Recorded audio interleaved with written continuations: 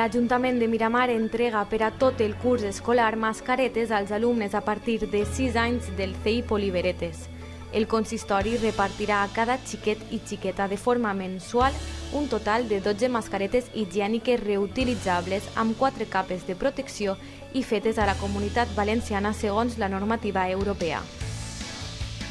El repartiment d'aquestes mascaretes higièniques adquirides per l'Ajuntament amb fons propis municipals es realitzarà a partir del dilluns 18 de gener al mateix CEI Poliveretes.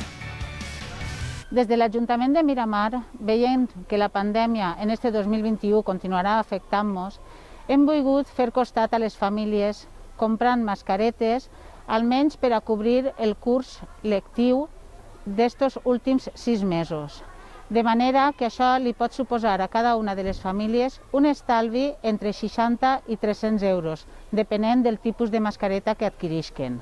Des de l'inici del curs hem estat en contacte i a plena disposició del centre.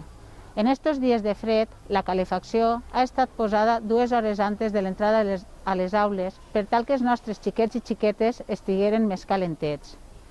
A més, els hem cedit instal·lacions municipals per ampliar les aules, els hem dotat de dispensadors de gel hidroalcohòlic i hem intensificat la neteja, tot i no ser competència municipal. Sí. Bé, en aquestes èpoques, que comença un poquet més el fred, evidentment les famílies solen tindre certes inquietuds en qüestió de temperatura dins de l'aula. El centre manté el que és el protocol que marca la Conselleria en quant a ventilació, una ventilació constant, amb 30 minuts un poc més tancadet i després 5 minuts de ventilació més potent. El centre, a més, ha comprat uns purificadors d'aire per ajudar en els 30 minuts des que la ventilació és un poquet més fluixa i l'Ajuntament, a més, ha donat molt de suport en una neteja constant amb 2 persones encarregades de la neteja de totes les instal·lacions i, per tant, la temperatura dins de l'aula se manté dins de lo que se pot. A més, que els xiquets poden portar roba d'abric i inclús mantes que també estan portant i que la calefacció del centre està en marxa durant tota la jornada escolar.